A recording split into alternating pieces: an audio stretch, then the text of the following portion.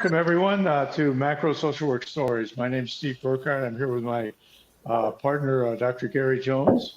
And I'm thrilled to be able to introduce a very special guest for us, Dr. Ava Moya, who's an associate professor at the University of Texas in El Paso. We often talk about in social work about lived experience and how important it is to be able to validate and understand lived experience. Well, one of the important things about Dr. Moya is her lived experiences as somebody who's lived on both sides of the border, down in both in Texas and in Mexico, her entire life. A woman with a commitment to work on the border with the people there, attempting to cross over to live their lives that they seek and deserve. And in the research, as well as in the last few years, with a level of intensity that it would be wonderful to hear about in this broadcast. So, Ava, if you could begin. I mean, as you said, you've lived this your entire life. You've been doing this work at the border for 41 years. You've been in academia for 11. What's a couple of messages in your story? Tell us a little bit about your story as to why you think this work has always been important, but also perhaps why this work is even more important today that you and the people you work with are doing. Thank you so much, first of all, Dr. Burkhardt and Dr. Jones, for the invitation. It is an honor. And, what's so fascinating is that, Dr. Burkhardt, I use your books in classroom. So I've been following your work. I have brought you into the macro experience here in El Paso. And so to have this conversation now with the author of books and readings, and discussions, I think it's really cool, as the students would say, but most importantly, it really helps us to connect also the stories that you write with the experiences that we have. And I remember being in a classroom once and telling my macro students, I said, one of these days, I'm going to reach out to the author and we're going to have a conversation about the U.S.-Mexico border. And I'm going to suggest that maybe somewhere in his next book, we have a chapter that discusses borders and international social work perspectives. And so here we are. So I'm going to take this that we're doing back to the classroom. And I know the students are going to go like, wow, that's really cool. Going back to the story, I didn't know that I wanted to be a social worker. So it took a little bit of, I would say a couple of years to find out that the social work was the calling. And finally, when I was able to connect with that purpose and that mission, for me, it was clear at the beginning that it really had to do with understanding systems and understanding macro structures. However, I trained at a time where the curricula really didn't have that option. And so I was sort of like stuck in administration, which is an element of macro practice, but that was the only option that I had. And so I graduated from UT Austin with a wonderful, degree in Master's in Social Work. Never visited the campus. So I was actually studying in El Paso while living in Juarez, Mexico, while commuting back and forth daily, twice, and doing practicums actually in both countries at the same time. So it was really a fascinating journey. So I learned about social work in that fashion. So for me, really looking at borders and not only the geography of borders, but borders means any kind of line that is traced by history, whether it is borders within the states in the United States or borders within the municipalities on the Mexican side or the international borders between the two countries. For me, is how do we look at border communities as a way to bridge, as a way to connect, as a way to leverage resources, talents, and opportunities. So that's how my brain has been wired, I think, the last 40 plus years, really trying to find ways of not dividing, which is really what we hear in the public discourse, the borders that divide and demarcate, the borders that tells you on which side you're in. So my upbringing is, okay, let's look at the bridges or the connections that can bring people together so that, it doesn't matter if you're a social worker on that side of the border or on the other side. As long as you're working with humanity, you need to be trained on how to access, how to navigate, how to refer, how to make the most of the communities in where you are a part of. So that's been sort of like the upbringing and the training. And so now I have the luxury that, I'm in teaching, and so I'm in a research scholarly profession. And Mhm. so I can pull that and bring it into the classroom as much as I can. Given that I cannot take my students to the Mexican side, not officially, unless, I have the blessing from legal counsel and the Office of International Programs, which is very Really? difficult to do nowadays. I Yeah. can bring the border experience. I can bring my partners from Mexico into classroom settings so that my students can be enriched by the Mm. experience of living in this part of the world. Wow. So you said so many things that unfortunately we only have an hour, but that's a joke. Um, you said so much.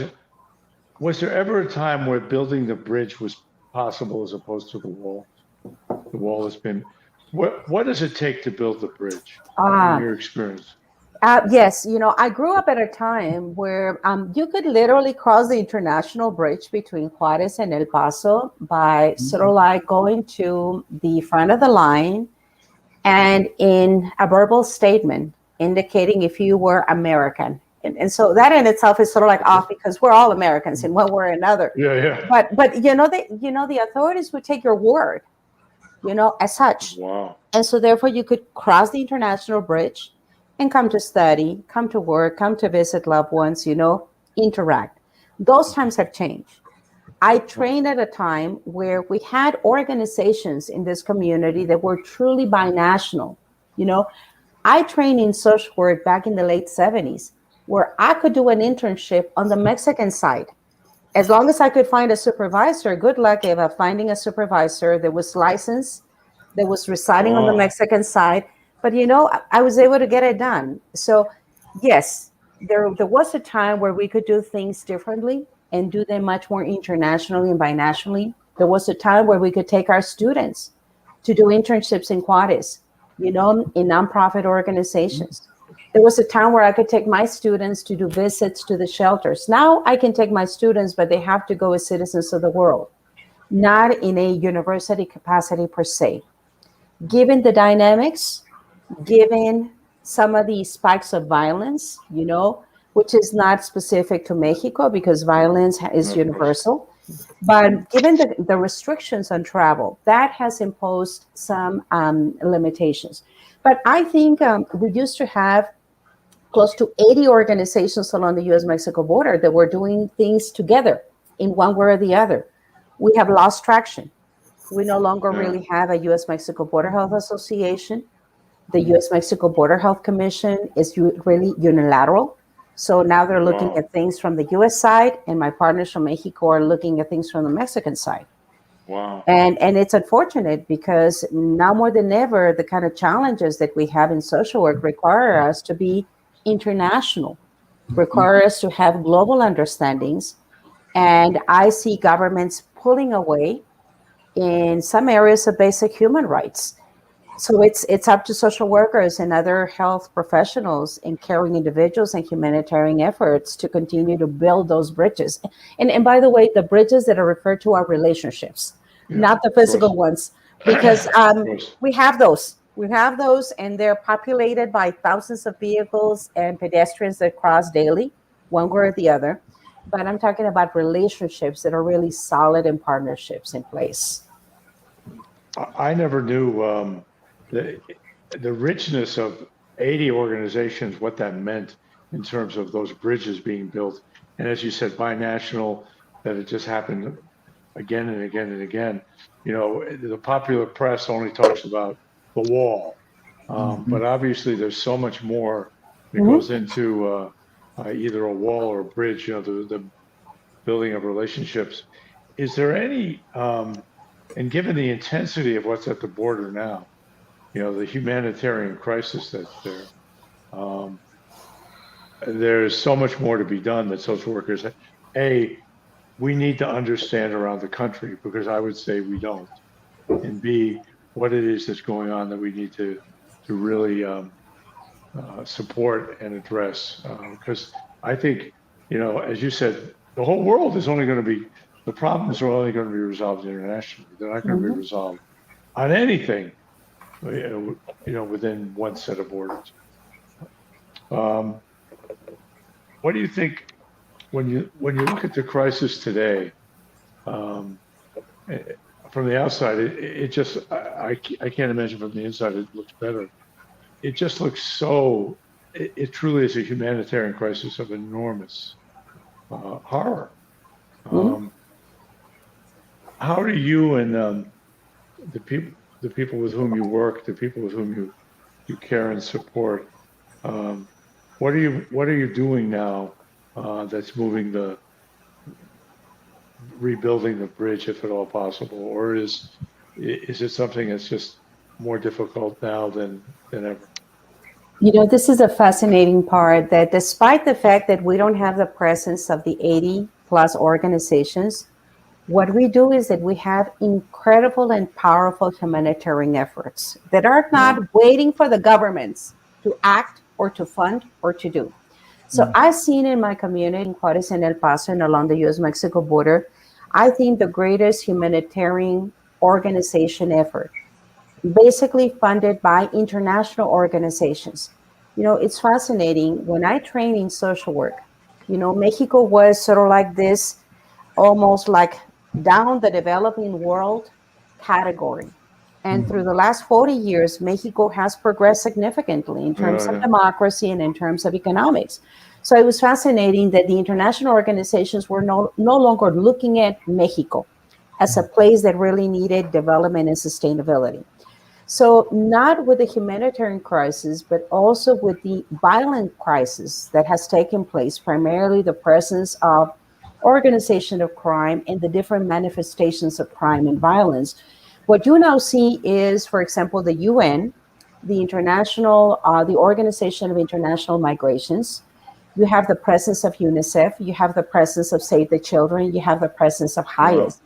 Never before, when I trained as a social worker, had I seen the presence of my colleagues and counterparts now in the trenches, almost having a permanent presence. And this is Ciudad Juarez. I can only imagine what's happening on the other 40 municipalities on the Mexican side, because Juarez Uh-huh. and El Paso, it's a pair of sister cities, but so is Tijuana with National City. So is San Yeah. Juan Nogales. So is Del Rio with Ciudad Acuña, you know, Edinburgh, and so forth. And so what I see is presence.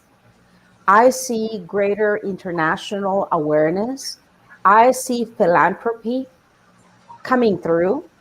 I see organizations of regular citizens of the world coming together to reach out and say, how can we ensure that our communities become like sanctuary communities? I know sanctuary is not a popular word in the world of Texas and many other states that have like the allergy to welcoming the other, you know? Yeah. Yeah. So I see the great, in my opinion, and I've been around for some years, you know, maybe I'm not putting my glasses, but I see incredible humanity in the making.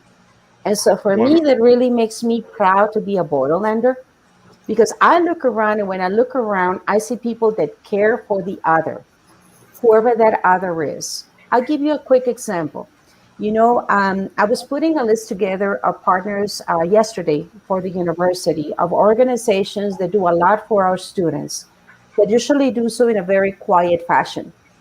Out of that list of 20 agencies, 10 of them are not in El Paso. Actually, they're Wow. either in Juarez or they're in New Mexico, you know, and they Wow. are the ones that are helping move donations.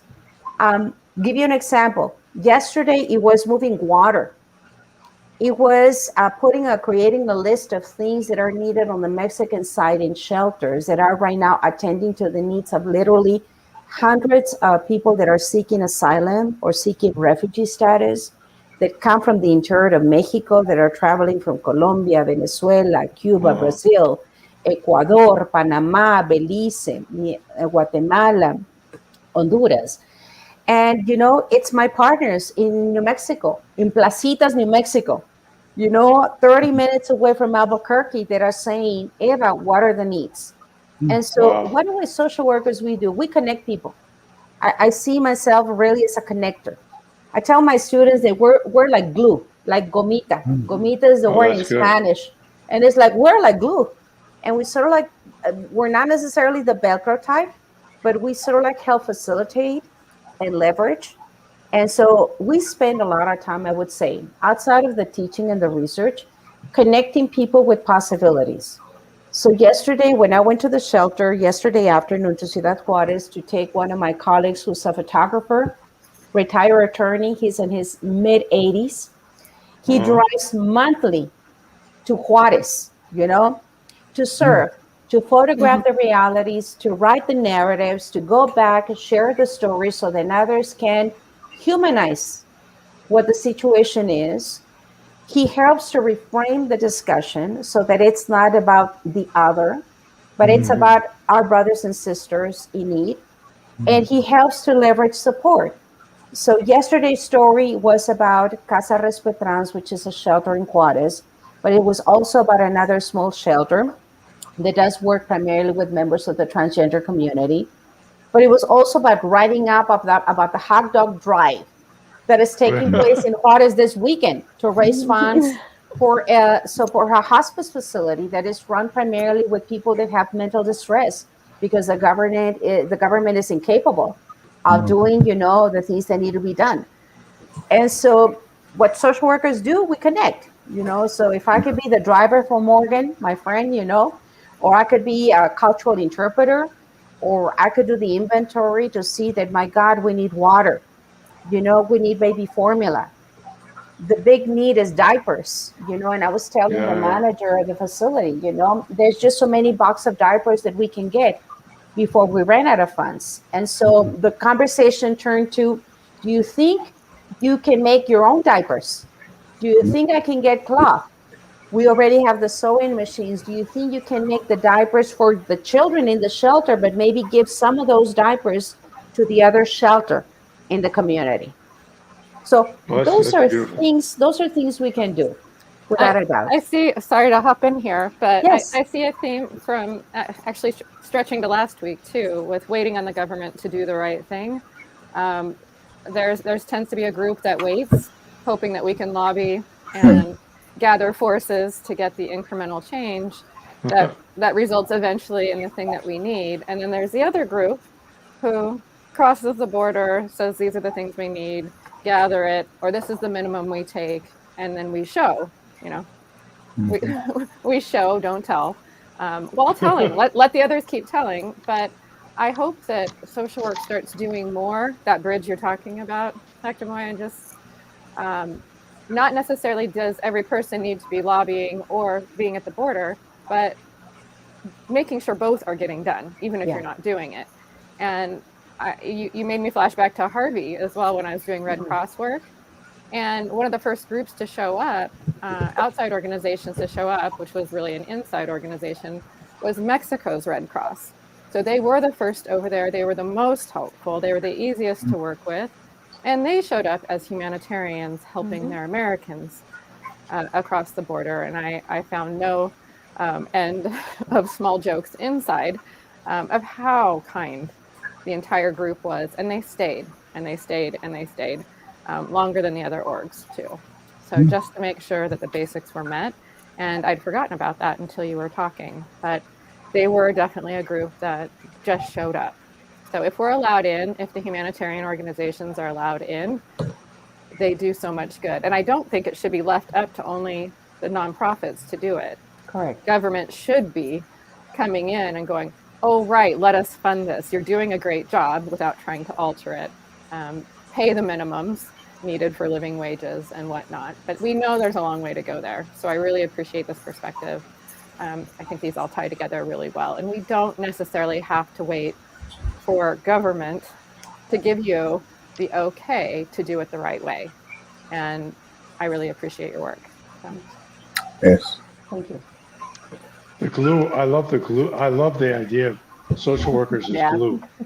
It's there's so much in that could be developed. I just think it's really wonderful. It may end up in a chapter. Who knows? Why not? Hey, so, but it's a wonderful way to imagine who we are and what we do. Because without waiting, we still make the demand, but we also don't wait. Uh, Gary, I don't want to be the only one. I'm sure you're. Yes, so a lot of insight has been discussed on today. How one of our primary roles as social workers or helping professionals is connecting those relationships. You talked about bridges. Bridges are relationships, and trying to partner with our students, because many times we only see one type of uh, picture of our brothers and sisters at the border. They only show one side of it. Um, how can other professors give a more balanced perspective on what's really going on in other countries, where we're not uh, looking as we got it going on in America when we really don't? Yeah, really. You know, That's funny, that's but true. a fascinating observation. I think that we can do a lot of things from where we are to actually have a better and greater understanding of border perspectives. And again, it doesn't have to be the geographical border on the US-Mexico border, but I value much when others take our stories, and stories, I say plural because there are multiple stories, and they're able to project the stories, and they can bring some of these stories into the classroom. So one thing that I would say, now with the online virtual sort of like mechanics of how we're interacting, there's nothing that would preclude us, in El Paso from being part of your spaces and in your classroom setting and saying, okay, I want to invite you to come over. I want you to share with our students. And it doesn't have to be the professor, it could be other students that are really providing perspectives. How do they feel? How do the military students that are based out of El Paso feel in a community that it is primarily or 85% Hispanic, Mexican origin, highly mobile, highly international, given that we're right at the midpoint of immigration, migration. We've been at the epicenter of experiments that have been made, wrong policy, bad policy. We're also rich in military presence. And we're at the midpoint of the US-Mexico border. How cool and how dynamic is that? To bring that story into the classrooms, let's say in Iowa, in Hawaii, in Washington State, in Oregon, in other parts of California. So I would say we need to start by educating ourselves. So I start by educating myself daily and constantly and saying, wow, I do not know it all. On the contrary, every day I feel like I know less about the policies, about, the procedures, about the dynamics. And so therefore, I make concerted effort to always sort of like be asking.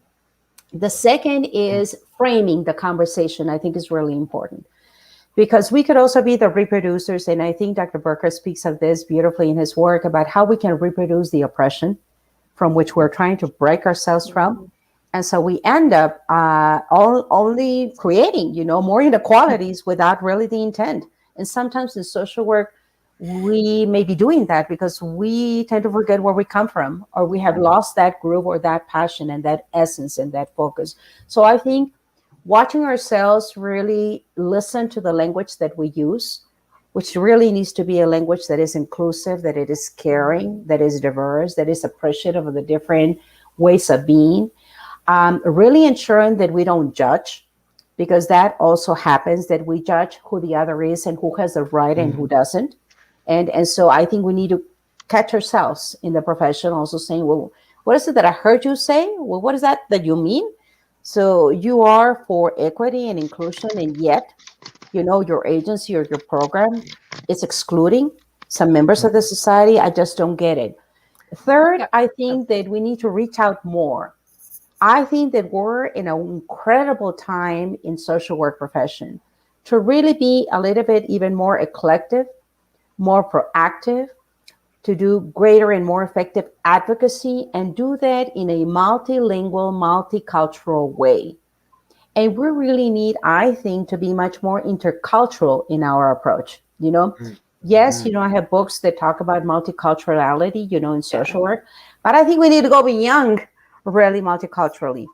And then we also need to organize. So imagine how powerful, and I know that Dr. Burkhardt is doing this with a group of very committed practitioners and academicians. How do we organize around fair pay, equal access? How can we organize to really have a movement where we end up protecting the basic human rights? We had this discussion in class, as a matter of fact, in the macro class this week.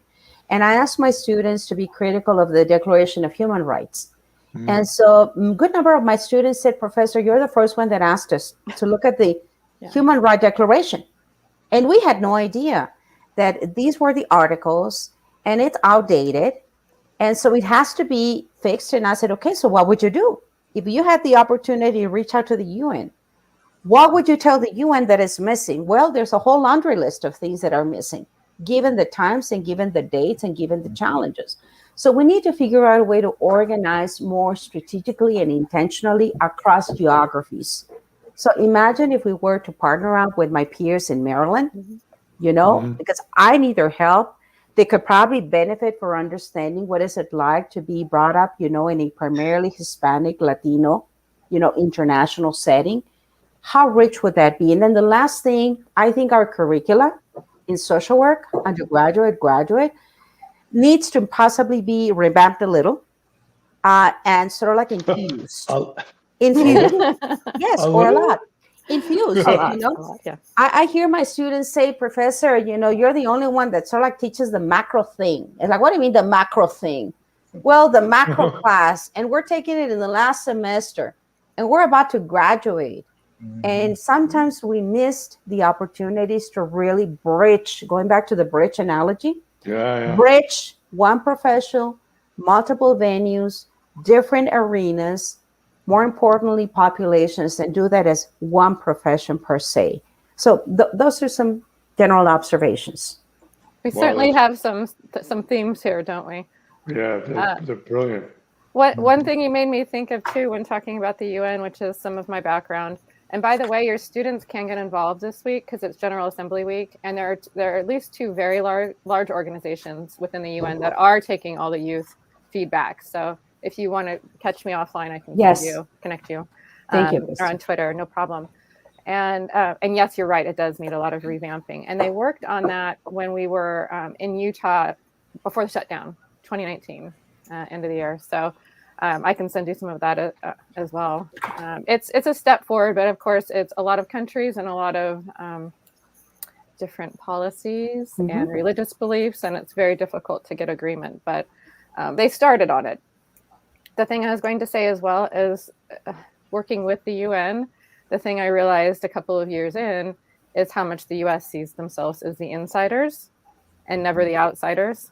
And the last few years, the UN has come in and shamed the US, with statements, whether it's in the South or in Flint with water crisis, that we have a problem with how we treat our humans here. And there have been several, I can't even think of them off the top of my head.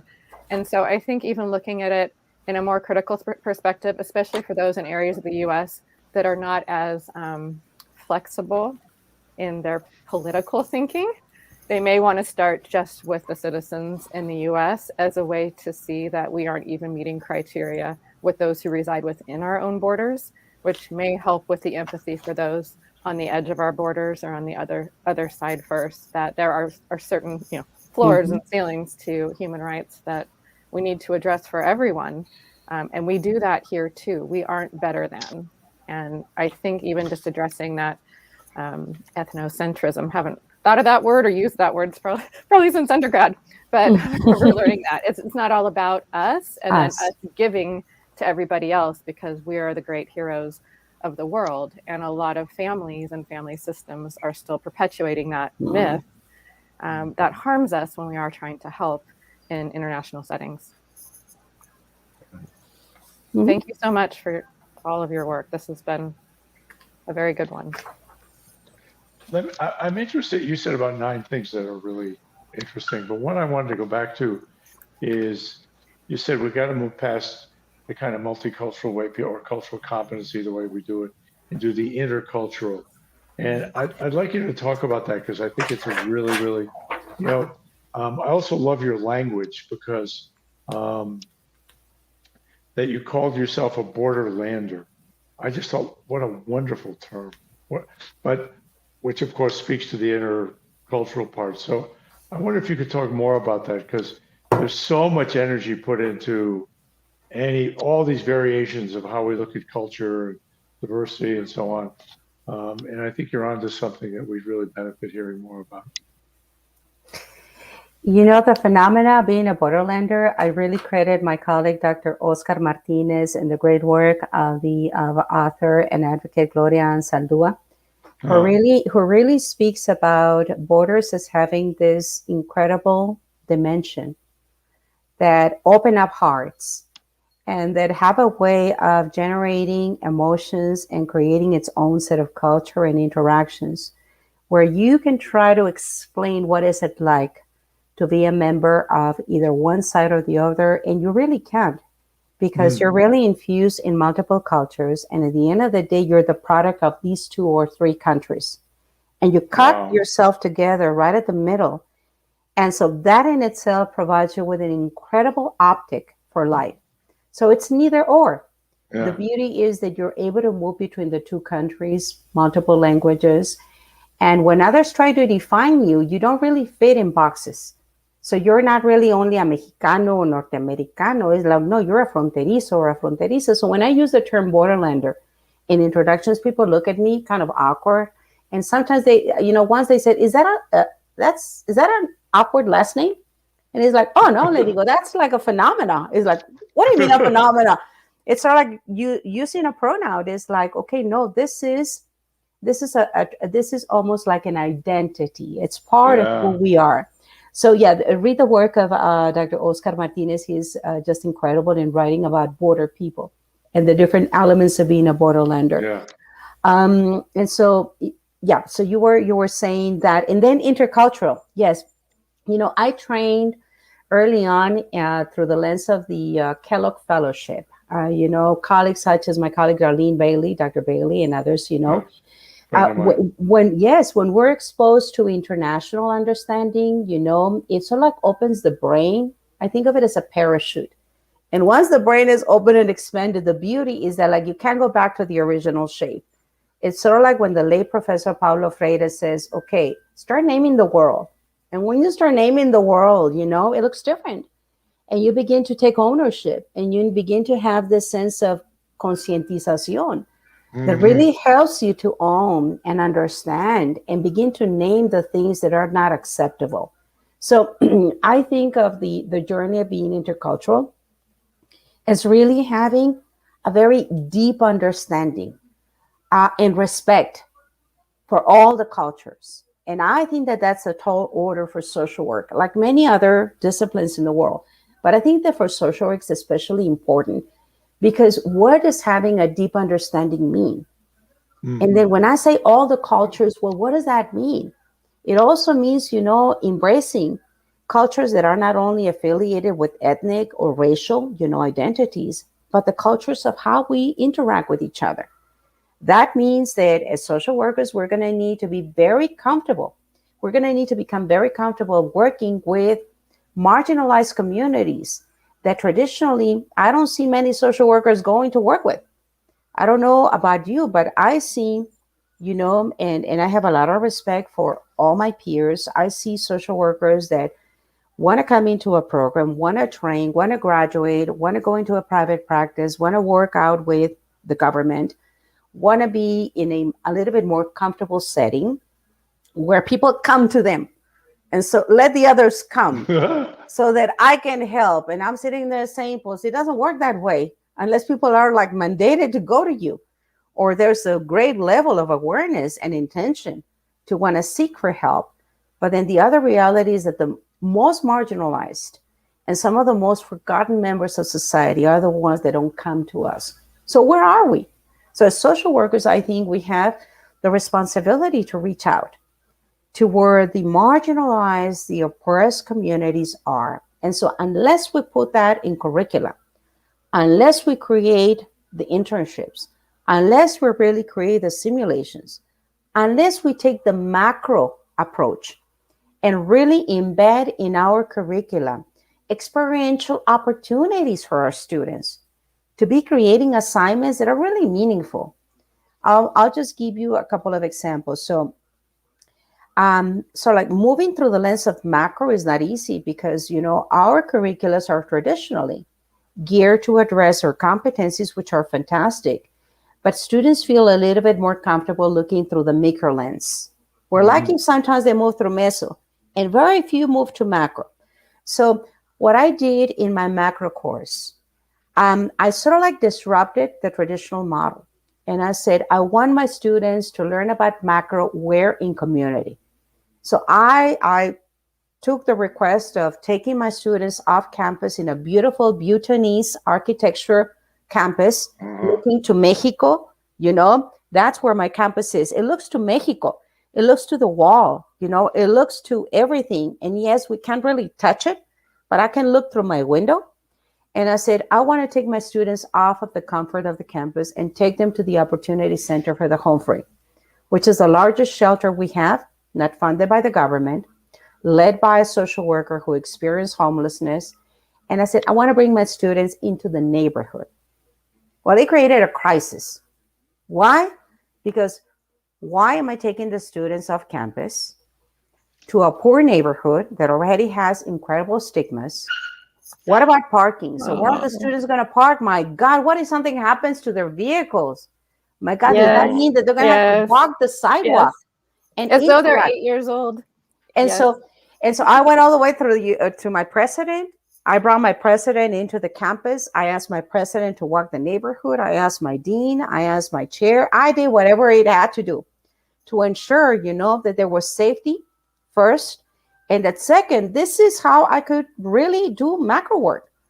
And so for now, 5 years, with the exception of COVID, the classroom space has been at the facility. But every semester, I laugh about it now, because I have students that really are intimidated. Actually, I have students that have gone to the office of the dean to complain and said, my God, this professor is putting us at harm. This professor wants us to be assaulted. And I paused and I said, no, this professor wants you to train and be a grounded individual, where at the end of the day, what makes you think that you're not going to be working with the home free? Because all you have to do is look around your peers to know that home free conditions prevail you. That includes your peers, and that is your neighbors, and that is the clients or the individuals that you would potentially see. So I do a couple of assignments in the class, and with this I will close. I said, I want something meaningful so that at the end of the day, my students are not producing work for the professor, because you know what we do? We sort of like, look, we grade, we post, and then you file, and then it's gone. And I said, enough of that. I'm too old for that. I said, what if we were to do community intervention projects that are grounded in the population? In this case, the home free. You name it. Children, youth, adult, elderly, veterans, military, documented, undocumented, you name it. It cuts across every single segment of society. So your intervention projects, you will have a community mentor that brings lived experience, come into the classroom. You would work in small groups, and whatever you produce is a product that you give back to the mentor and to the organization. So that's how the students are working now. With COVID, we're doing the class online in real time. I have a student that is moved to Germany. I have another student that is going to Hawaii.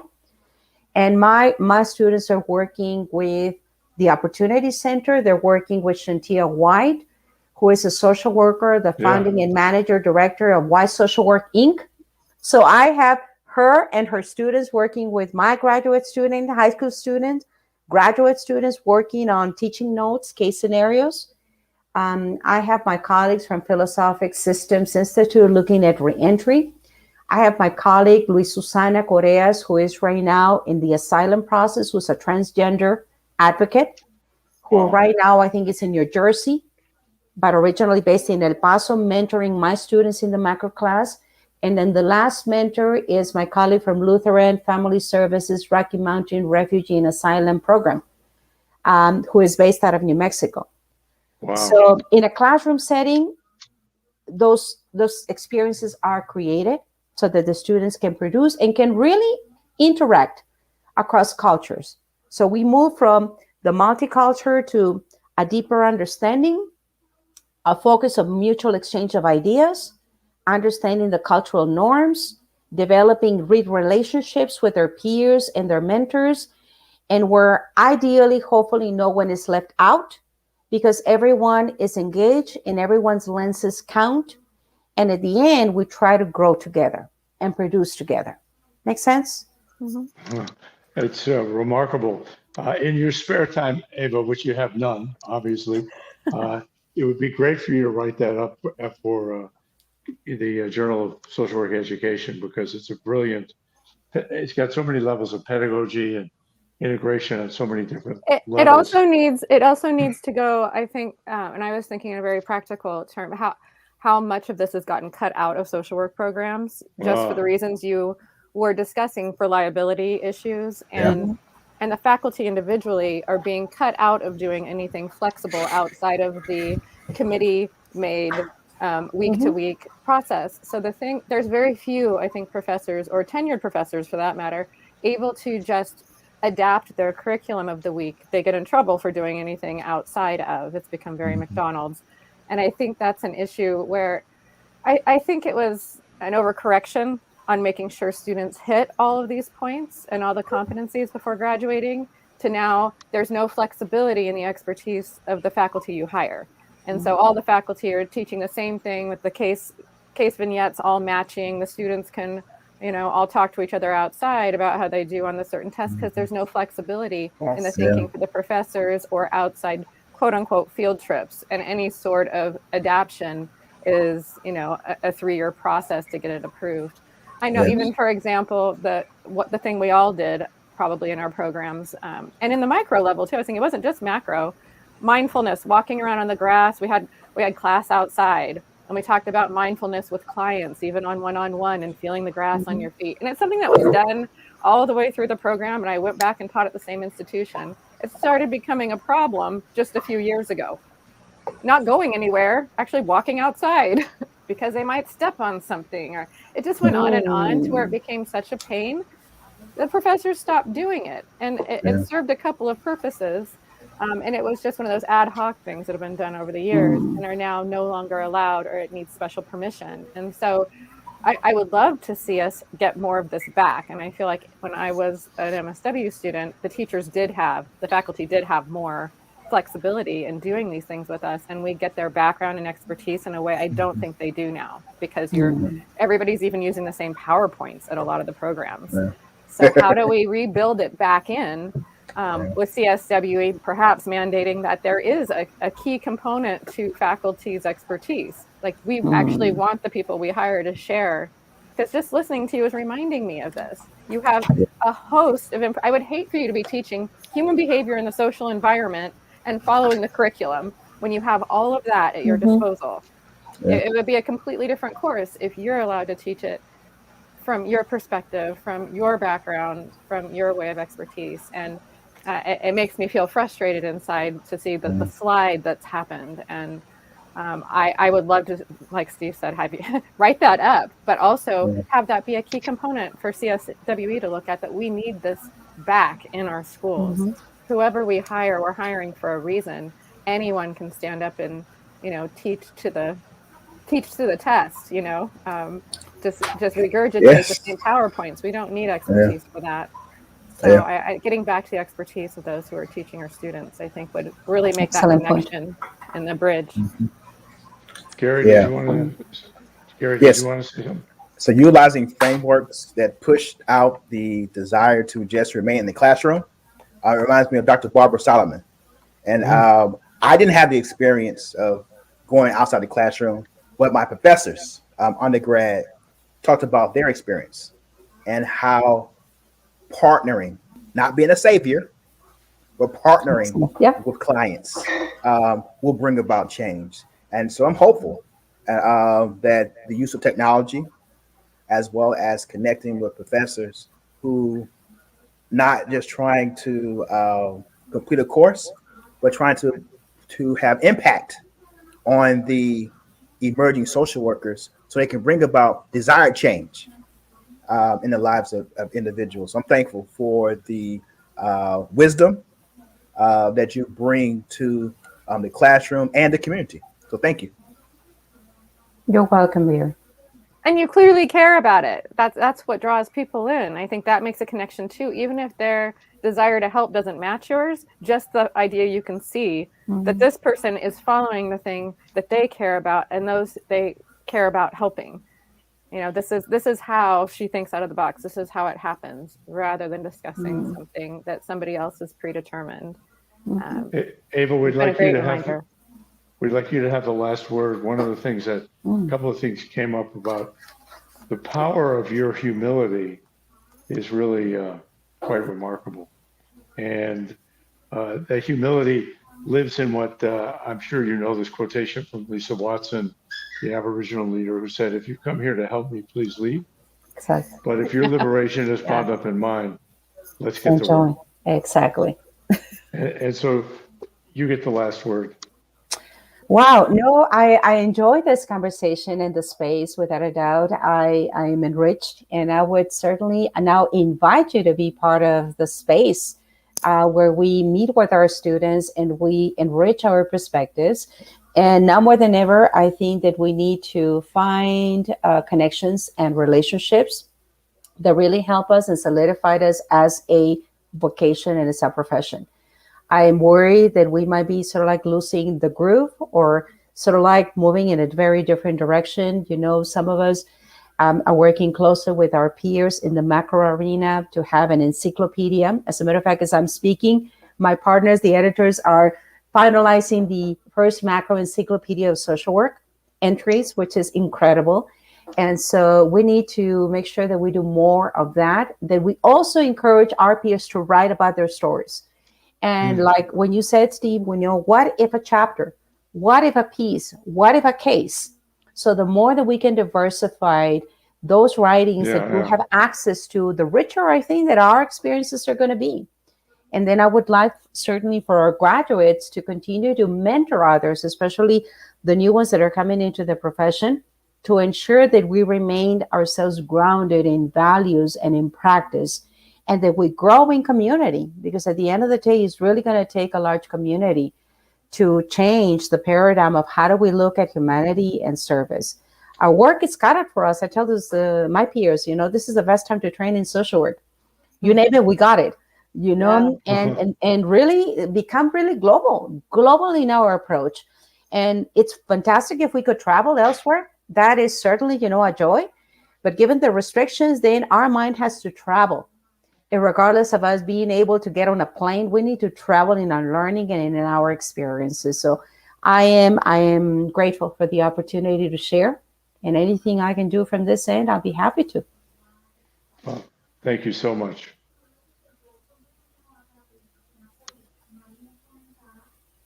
Thank you for your time today. We thank you for watching Macro Social Work Stories. We'll see you next time. Ava, that was amazing. Oh, no, thank you. Good work. Thank you.